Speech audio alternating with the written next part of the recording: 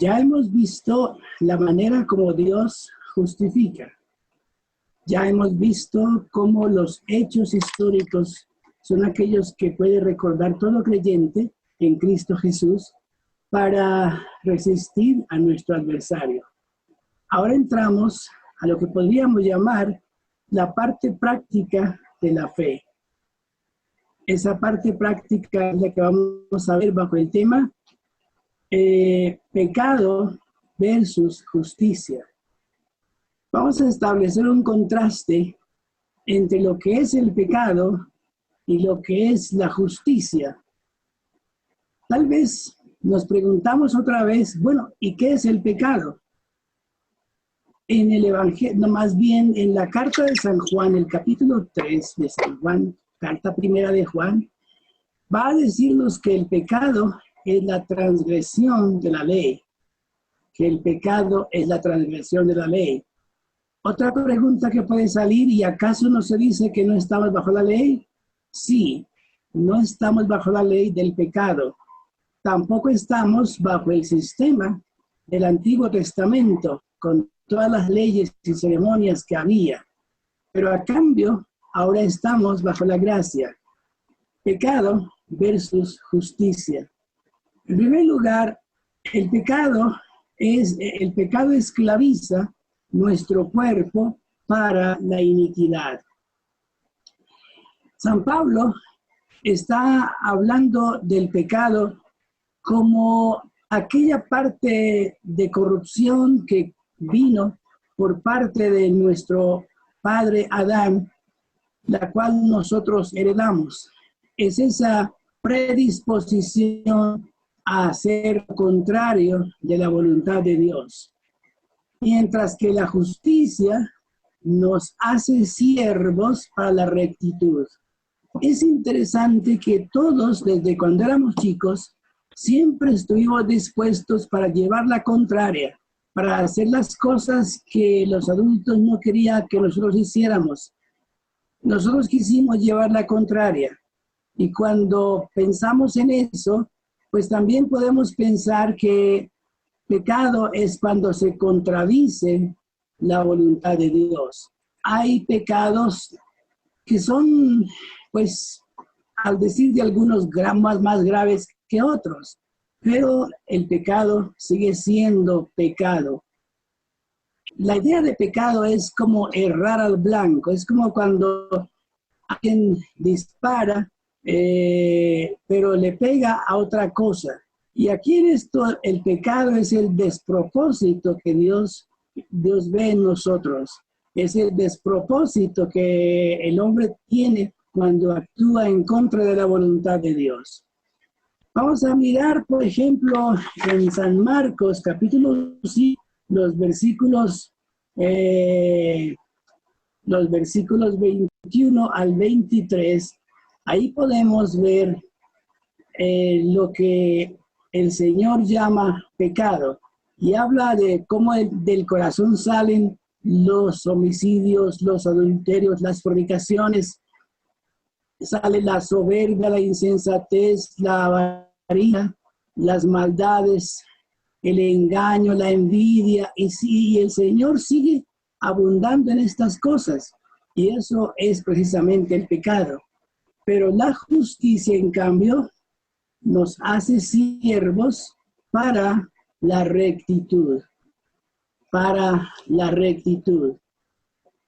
De ahí que el Señor, por medio de San Pablo, abunde tantas ocasiones, por ejemplo, para decirnos que somos hechura suya, que somos creados en Cristo Jesús para buenas obras, las cuales Dios preparó de antemano para que anduviésemos en ellas. Cuando se habla de justicia según Dios, según la palabra de Dios, según los pactos de Dios. Es actuar en consonancia con la palabra, es actuar en consonancia con los pactos. Eso es lo que se llama justicia. Y eso se traduce en lo que es la rectitud, hacer las cosas que son correctas. Porque así resulta cuando nos hacemos siervos de justicia. Nos hacemos siervos de la justicia Y ahora veamos también otra cosa. El pecado esclaviza nuestro cuerpo con resultados vergonzosos. Siguiendo la lectura de Romanos capítulo 6, versículos 1 al 23, el apóstol Pablo dice, ¿y qué frutos teníais de aquellas cosas de las que os avergonzáis? Los resultados, del pecado siempre son vergonzosos, siempre son vergonzosos. El crimen avergüenza, el homicidio avergüenza, el adulterio avergüenza, los malos pensamientos, aunque nadie los ve, sin embargo producen vergüenza delante de Dios. El Señor nos habla de eso cuando en el Salmo 51 va a decir, he aquí tú amas la verdad en lo íntimo y en lo secreto me has hecho comprender sabiduría.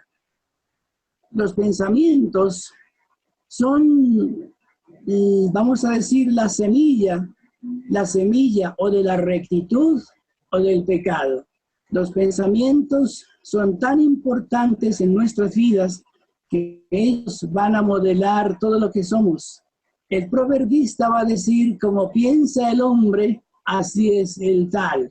De la manera que pensamos, así es.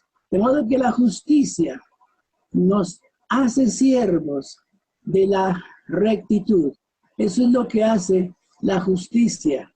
Nos hace siervos de todo aquello que es bueno, de todo aquello que es correcto. Así que, pues, veamos el cómo el Señor ha permitido que ocurra. La justicia esclaviza, o mejor el pecado, esclaviza nuestro cuerpo con resultados vergonzosos. Pero la justicia nos hace siervos para santificación. Nos hace siervos para santificación y vida eterna.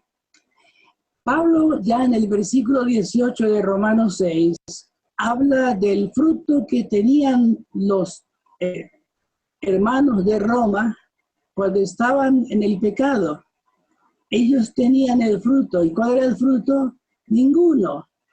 Cosas de las que se podían avergonzar. Pero ahora en la justicia de Dios, el fruto es la santificación y el resultado final es la vida eterna. Pablo dice, ¿qué fruto teníais? Sería tan importante para nosotros poder evaluar un poco la historia de nuestra vida. Cuando estábamos sin Cristo, ¿cuál era el fruto que teníamos? ¿Qué fruto teníamos? Si podemos mirar las cosas cuando estábamos sin Cristo, unas cuantas de ellas puede ser que nos hagan avergonzar. Pero en cambio ahora tenemos por fruto la santificación. En esa santificación en la que estamos empeñados, ese es el proceso en el cual nos encontramos, la santificación. Y por fin, por meta final, la vida eterna. Esa vida eterna cuyos paladeos comienzan aquí.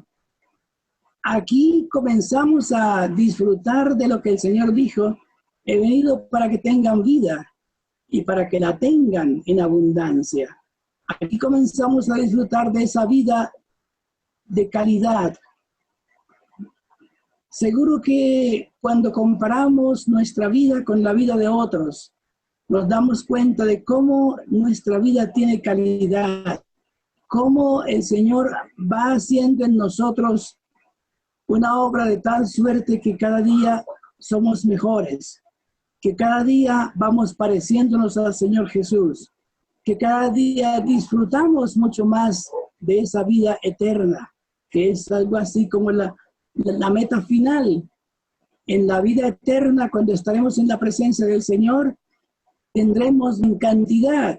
Aquí tenemos la vida de calidad, y allá vamos a disfrutar la vida en cantidad, porque será eterna, será para siempre, comenzará el estado eterno y estaremos disfrutando, podremos gozarnos Podremos gozarnos al ver a los hermanos, ese fruto del trabajo que hicimos, quizá el trabajo con los niños, quizá el trabajo con los mayores, el trabajo que hicimos, lo vamos a ver allá. Y vamos a gozarnos, como el himno dice, almas disfrutando eterna redención, la justicia. Y luego también tenemos algo aquí interesante. En tercer lugar, el pecado nos da lo que merecemos. El pecado nos da lo que merecemos. Y la pregunta es, ¿y qué es lo que merecemos? Bueno, según el último versículo de este capítulo, lo que merecemos es la muerte. Por eso dice, la paga del pecado. La palabra que se usa aquí para paga es el salario, o también se dice la soldada, porque era lo que se le pagaba a un soldado. En aquellas épocas, los hombres grandes, los ricos, tenían sus propios soldados. Todavía no se había definido aquello de nación y Estado. Nación y Estado es un concepto moderno, que se comienza desde la Reforma hacia acá. Pero en esas épocas, cada hombre de dinero contrataba soldados. Y lo que él pagaba se llamaba la soldada. De ahí posiblemente se derive el sueldo, lo que la persona recibía. Y lo que el pecado nos paga es no otra cosa, sino la muerte. Pero también, a cambio de eso, la justicia nos da el regalo de Dios. Porque hay una cosa interesante que pasa aquí. Dentro de lo que es la justificación, al Señor Jesús en la cruz, el Padre le transfiere nuestros pecados. El Padre le transfiere nuestros pecados, es decir, a Él se le inculpa por nuestros pecados, pero a nosotros se nos imputa la justicia, es decir, se nos transfiere la justicia de Cristo. Nosotros no somos hechos justos, somos declarados justos en la justificación por la fe, pero el Señor, el Padre Dios, nos transfiere la vida de Cristo, la justicia de Cristo, para ser justificados, para ser declarados justos. Así que la justicia nos da otra cosa, la vida eterna en Cristo Jesús, Señor nuestro. La vida en Cristo Jesús, Señor nuestro, es lo que nos da la justicia.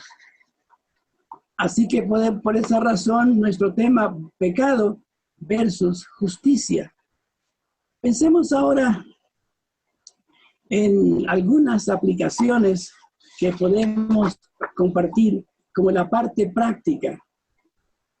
En primer lugar, el cristiano es una posesión exclusiva de Dios. No es posible ser cristiano y a la vez vivir en el pecado. Porque todo cristiano, toda persona que ha nacido de nuevo, ha muerto para el pecado. Y es una posesión exclusiva de Dios. No podemos definir las cosas en Romanos 6 desde aquí, porque aquí un empleado trabaja las horas que le asignen y de ahí en adelante va a casa y puede hacer cuanto quiera. Pero Pablo está mirando más bien el concepto de la esclavitud.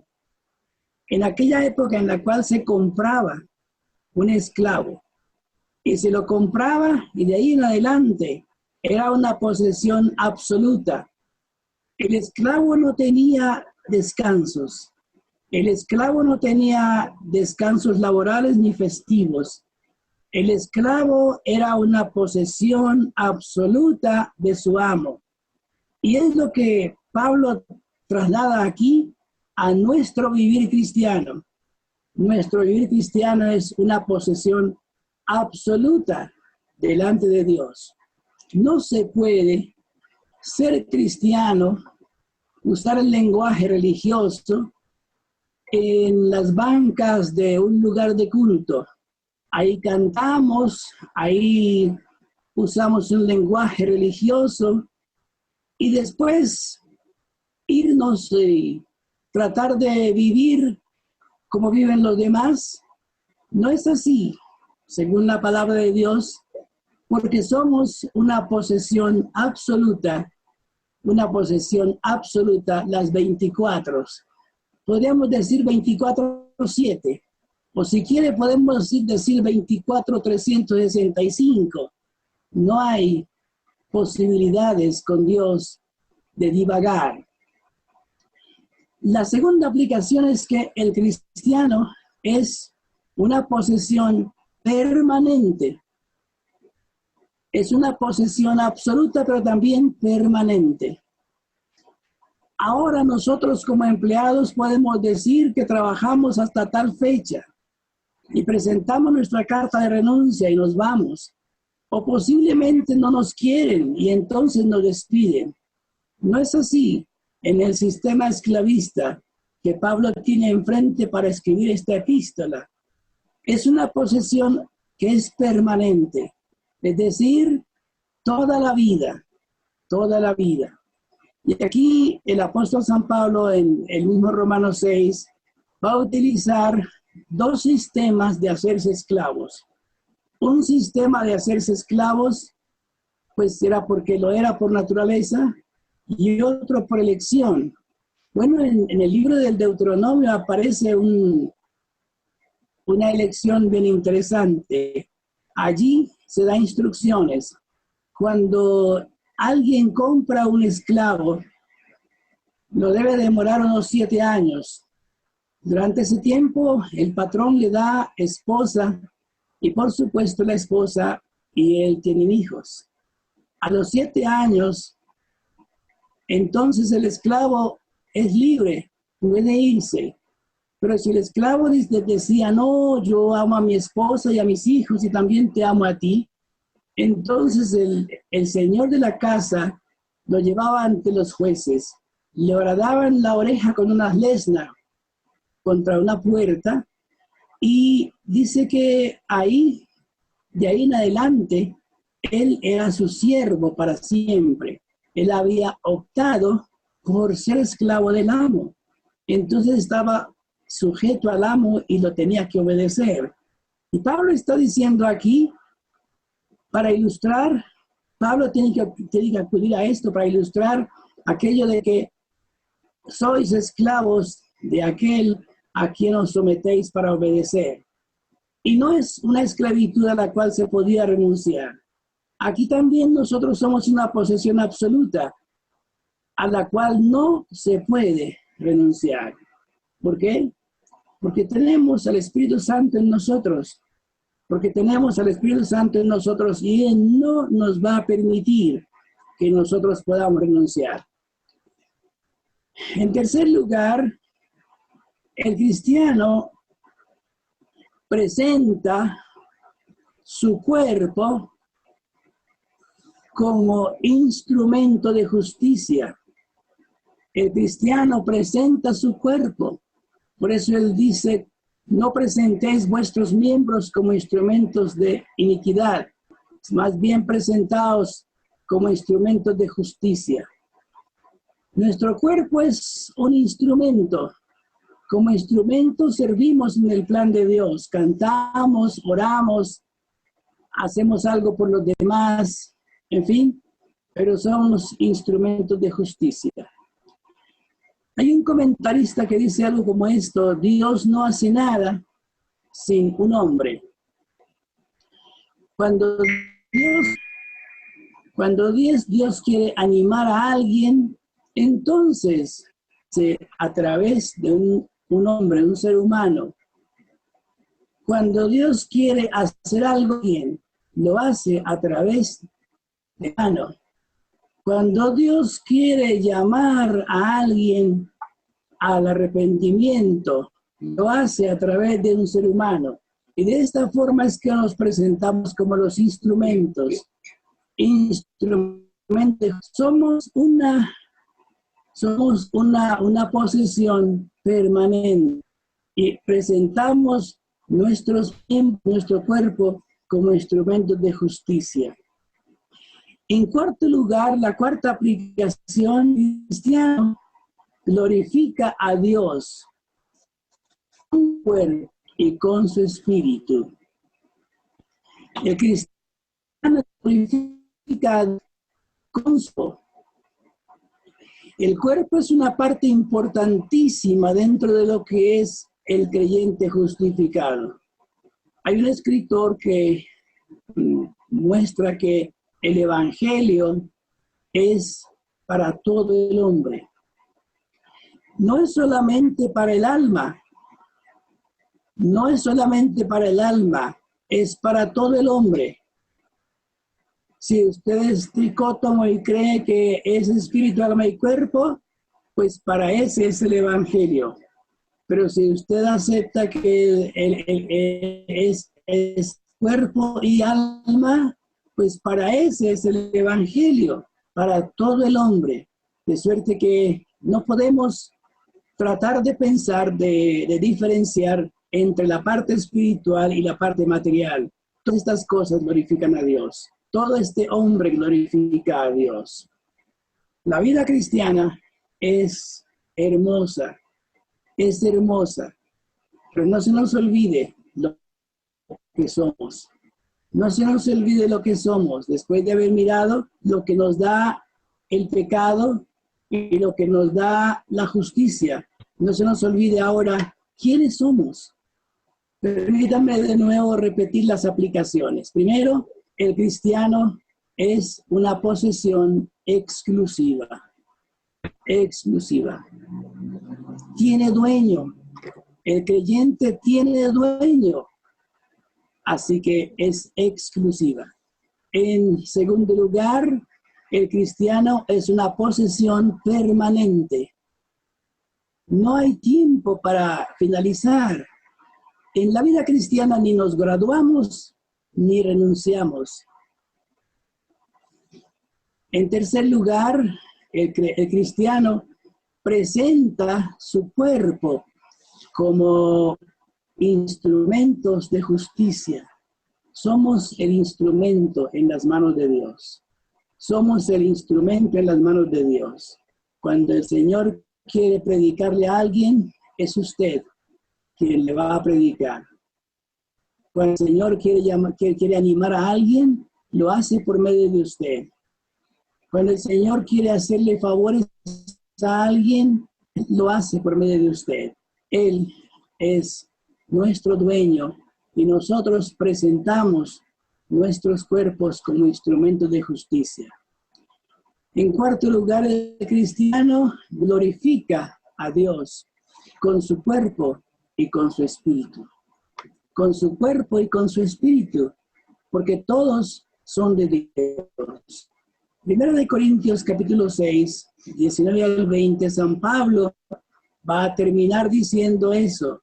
Glorificad pues a Dios con vuestro cuerpo y con vuestro espíritu, los cuales son de Dios. Nosotros somos criaturas del Señor, somos hijos y somos aquellos que Dios ha hecho.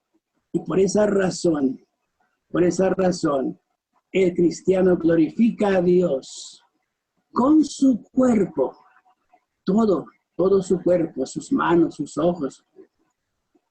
Hay una historia que en esta semana leí. Un caballero que se volvió ermitaño hace 2 años. Un ermitaño era en esas épocas de la Edad Media, cuando algunas personas pensaban que para no pecar era mejor irse por allá a un lugar desierto y retirarse para dedicarse únicamente a la oración. Y este hombre que se hizo ermitaño, entonces fue interrogado por algunos amigos y le preguntaban, ¿pero no se aburre usted, señor? Todo el tiempo retirado solamente en oración. Y él dijo, bueno, tengo que domar 2 águilas, tengo que domar 2 águilas, tengo que domar 2 halcones, 2 conejos y una serpiente. Pero Señor, siempre lo vemos solo. Y él dijo, sí, son dos halcones, son dos águilas. Mis dos manos, para que no se conviertan en garras, sino les hagan, más bien sirvan para acariciar y hacerle bien a los demás. Y mis dos ojos son los dos halcones, para que no vayan a mirar malas presas, sino para que miren todo aquello que es bueno. Y los conejos son mis pies, para que no vayan donde no deben ir, para que más bien vayan por senderos que son buenos. Y la serpiente es mi lengua, para que no envenene a los demás. Así que miren ustedes el trabajo que tengo: domar dos águilas, domar dos halcones, domar dos conejos y domar una serpiente. Dios ha querido que nosotros primero seamos justificados por la fe, declarados justos delante de Dios, y que luego comencemos el proceso de santificación, y que en ese proceso estemos aquí en el mundo y enfrentemos al mundo con toda su realidad, que nosotros seamos capaces de enfrentarlo, porque es así como vamos a participar en las victorias. Ahora me acuerdo que cuando Israel venía para la tierra prometida, el Señor no destruyó todos los enemigos, porque Él dijo, es menester que ellos conozcan la guerra. El Señor hubiese podido destruir también el pecado en nosotros, pero quiso que nosotros también saboreáramos a veces las derrotas para que luego conociéramos las victorias. Así que, mis hermanos, qué bueno es andar con el Señor. Qué bueno es ahora saber lo que da el pecado y lo que da la justicia. Qué bueno es saber que el pecado trae la muerte, porque por eso no queremos ir allá. Pero qué bueno es saber que el Señor en su gracia nos da como dádiva la vida eterna. Esto nos lleva a que de veras cada día consagremos nuestra vida mucho más al Señor, que podamos recordar quiénes somos en Cristo. Vuelvo a contar una historia. Un papá en los Estados Unidos hace ya 2 siglos, o quizás siglo y medio, iba a mandar a su hijo para la universidad. Y por supuesto hizo una cena en la cual convocó a su familia, que era grande, y a sus amigos.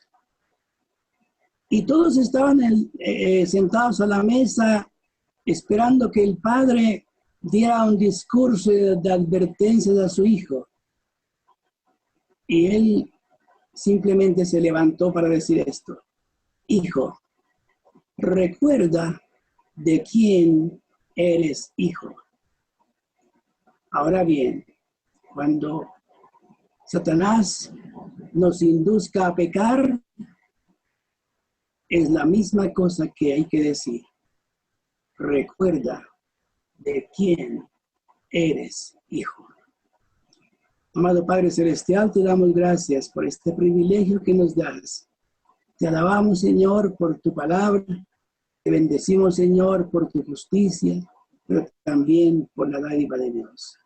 Ayúdanos, Señor, para que cada día nuestra vida sea más parecida a tu Hijo. Por Cristo Jesús. Amén.